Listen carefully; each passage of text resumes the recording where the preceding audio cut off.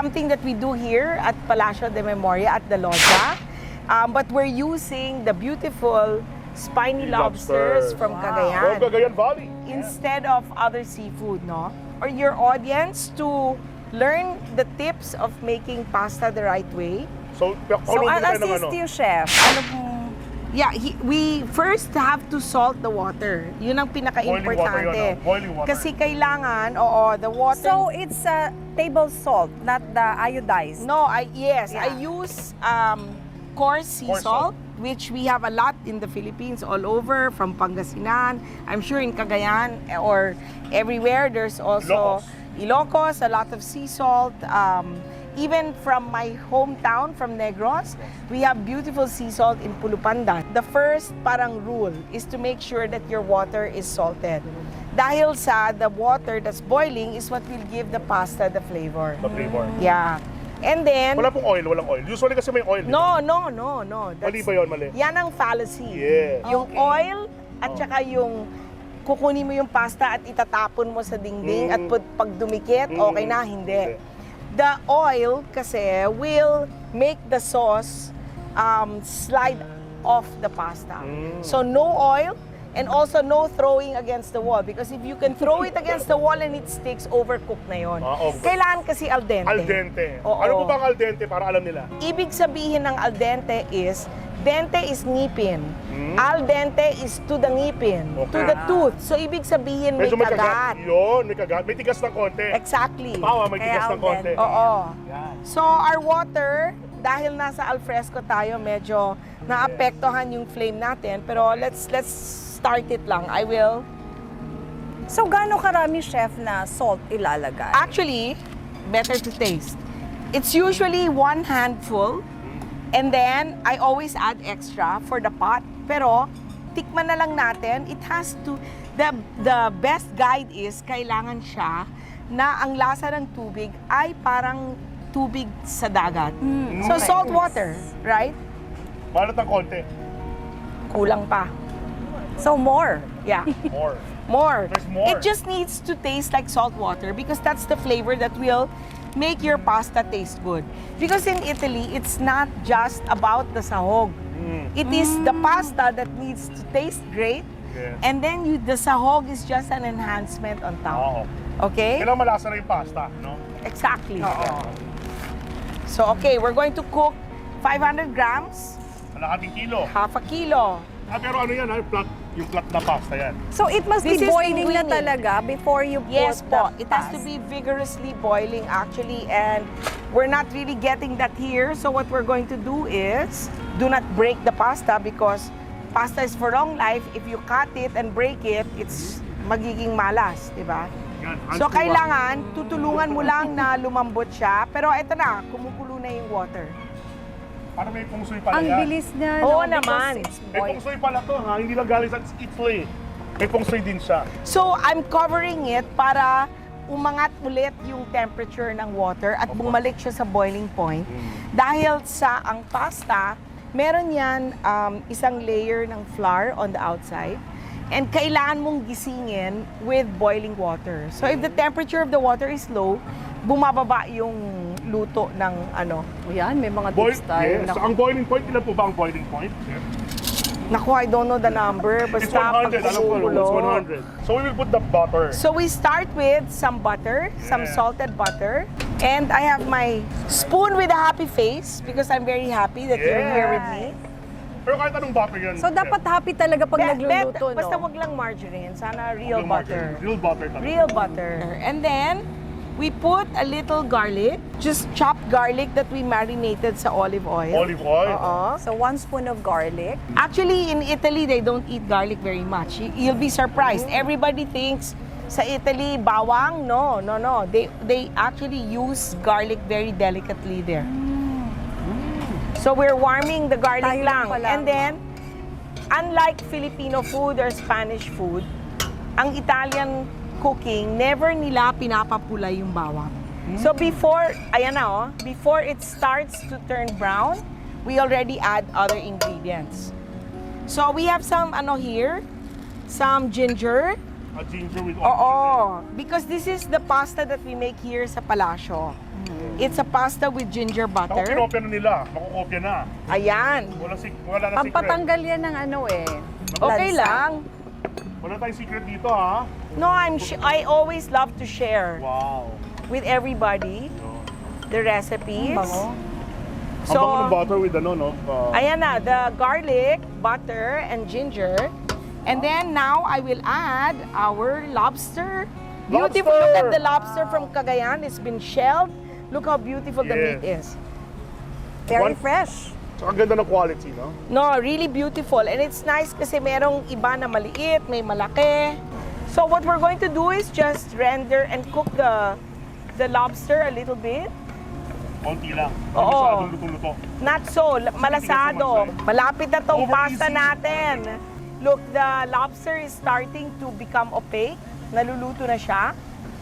So, Ganda. ngayon, ang ilalagay ko ang What's look that, at Chef? all the beautiful taba from the head of the lobster. Talagang sinaga isasama talaga, pala ha? talaga yun para Oo pampasarap, naman. pampalasa. Yes, That's the best part of it. Sinagayan ng Chef Gaita na huli yung mga yung mga ano, yung mga taba, ha? Biruin mo yan. De, mahilig extra talaga ako mo, sa no? ganyan. Mga taba Look ng- at how beautiful it's becoming. And then, we So, flambe it. So, pinungunahan ko. we'll just flame it with a little white wine. White wine. What kind of wine is that? This is a French French. organic wine, Organic. Camas, which is our house wine Chardonnay. here. Yes, a Chardonnay. Here at Palacio. So, ayan na, oh. Ang ng ganda. combination. And Winner. then, we're going to now add The tomatoes. tomato. Pero fresh. Diba? Tomato.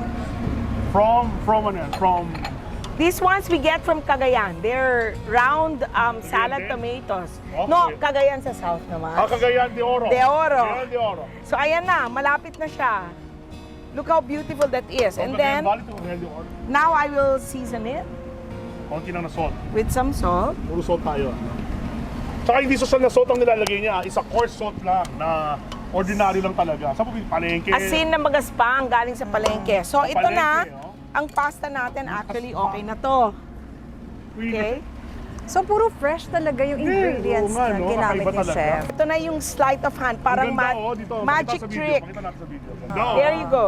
Al dente. So, ang pinaka-best friend ninyo ay ang pasta water na nandito dahil ito Ay, rin, sumama. yung actually yung pasta pot din is a nice tool to have sa bahay. These wooden things are a Filipino invention, di ba? Sa Baguio po ba? They're salad forks. Hindi ko alam, basta gawa siya dito sa Sa Pilipinas. Baguio yan. Because ang pasta, ito yung original na Oh, yeah. kung saan ako natuto sa Yes, Italy. yes, Italy. When you cook big batch pasta, Ang para ganda. siyang garden fork. Pero, nung through the years, natuto ako, parang feeling ko mas maganda yung wood. Para hindi nabubruise yung pasta, Tsaka hindi baka siya meron sa flavor, napuputol. no? May epekto sa flavor. Oo. No? Hindi, sa flavor, pwede rin. May konti, no? So look at how beautiful. So, ganun lang kabilis pala, no? I thought napaka-complicated, Chef. No, not at all. So, And yung, then, yung tomato hindi masyadong niluto ng konti. no, Kalahati no, lang. you just let, because you want to taste the freshness. Then we add some chopped parsley. Parsley, ah. Italian parsley like this. Ah, okay, this one. Hindi yung parsley na kulot ha, iba yung lasa nun. So, Italian talaga. Oo, pero that's grown in the Philippines.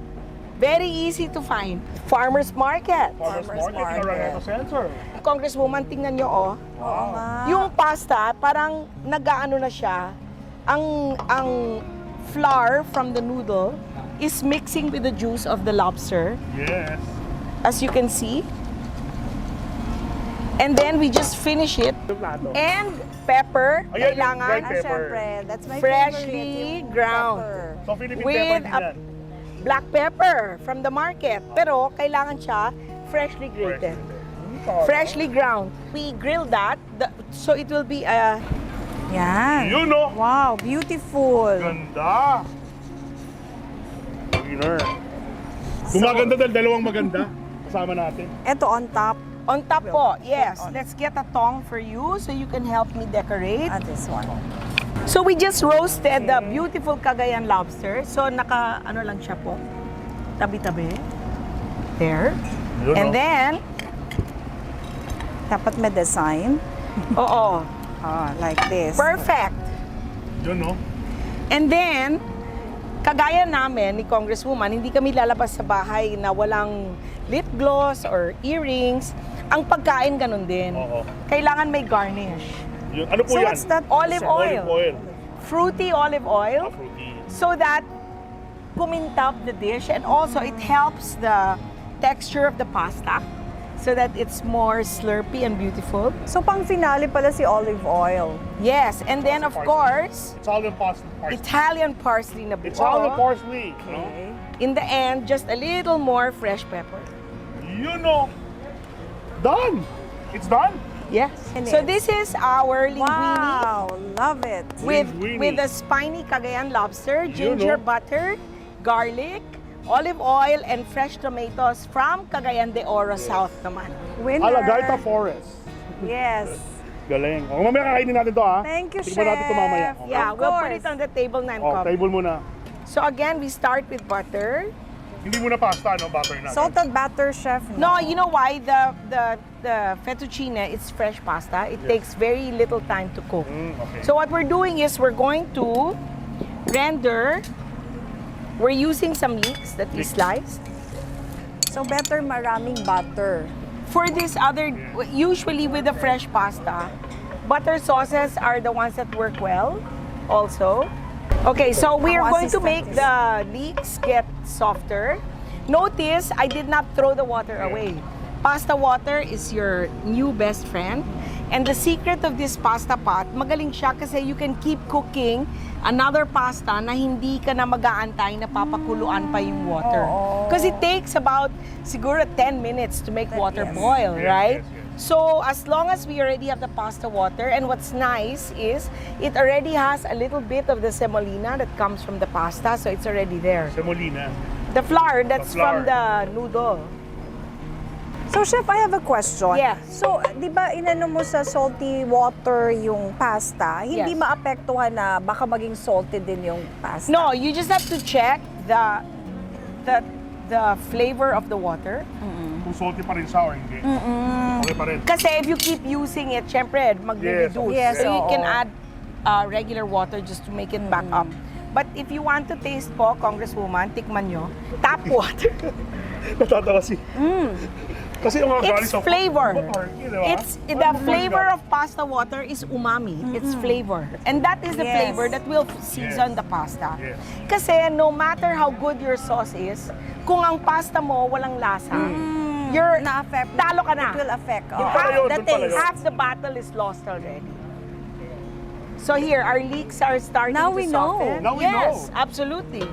Fresh So lobster. now the lobster again. Butter, leeks, and lobsters again. Yes. From Cagayan Valley. Woo! Winner.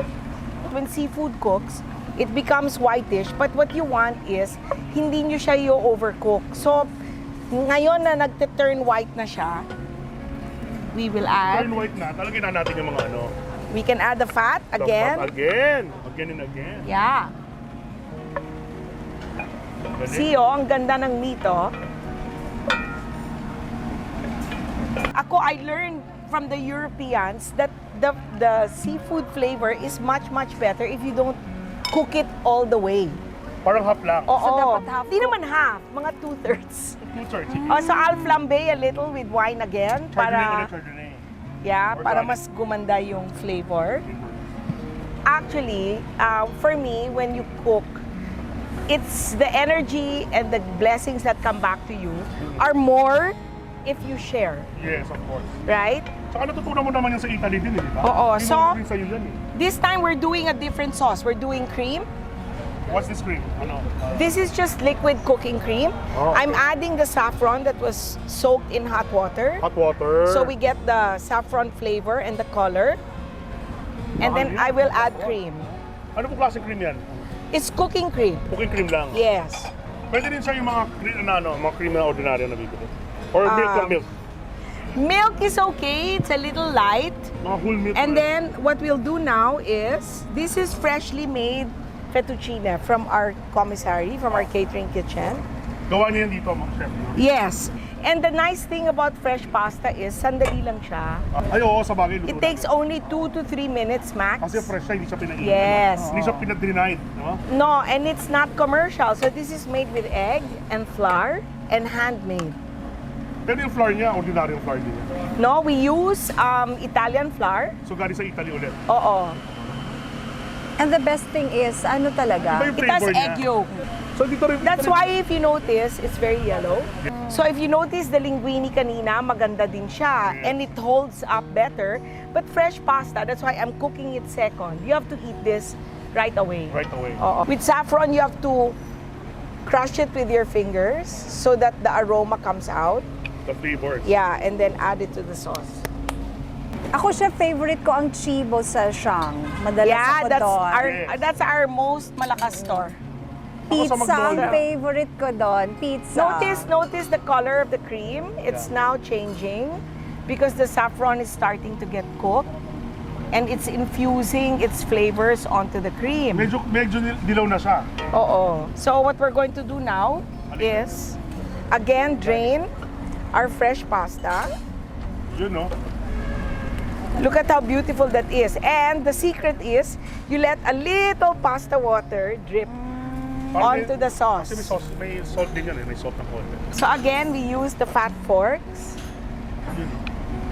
You reduce the cream so that it starts to adhere. Didikit siya sa fettuccine natin na kaganda-ganda, di ba? Yun, no? So, may taga-garnish tayo. Si Congresswoman na nag-garnish ng pasta natin. Of course, my honor with Chef Yes, of course, Margarita Torres. Yan, no? There we go. 1, 2, 3. So, may design dapat yan, Kong. Yun, no? Yes. Lobster! Oh my God. Galing! Love Winner. it. And we're ready to eat. And of course, the best part of this is kakainin na natin ang ating mga niluto with of course, with the wine. With Chef Margarita Araneta Forest and Kong, Congresswoman eto Niña na tayo. Taduran. Cheers. Thank you for joining us Yan. here at Thank the you, thank Lodja. you. Winner! Congresswoman Rowena Niña Taduran and Chef Gaita Forest. Winner. Yan. Kain na tayo. So this is the first one. This is the linguine, The linguine. that we do here at the Lodja, but this time using your Cagayan lobster. Yes. The best part. Okay. Let me put more meat and tomato. So this is the lighter one. This is the olive oil based one. Yan, no? Thank you. Medyo may ano siya. Hop! Sarap! Oo nga, Chef. Tsaka al dente pa. Salt, pero hindi siya maalat. The pasta itself has flavor. Saka yung ano, yung, di ba, minsan nilagyan natin ng calamansi, no? Or something like that, pampaalat. Yun na yung, yung pampaasim. Yun na yung tomato niya, no? Pampaasim. This is so good, Chef. Super simple. So our next pasta is the fettuccine, done the way we do fettuccine at Yuso, with saffron cream, saffron coming from Iran. Yes, of course. Yun yung nagpasarap doon, yung galing sa Iran, eh. Yung saffron. Oh na. Masarap siya pag may kasama talaga yung wine, no? Lobster with talangka and butter. Yes, kain na, ha? And I'm so honored. Sana maulit po ito. And thank you so much kasi I love the food here. Sobrang sarap. Sobrang galing nung ginawa ni Chef. And of course, puro fresh yung ingredients, pati yung pasta nila. Sila mismo ang Thank you gumagawa. po, Kong. So again, thank you. And again, until next time. Thank you, Third. Thank you, thank you! Thank you, Third. Thank you, I'm glad we met Thank and you. I'm glad this happened. Cheers! Cheers. Cheers tayo, Maraming cheers. salamat. Cheers.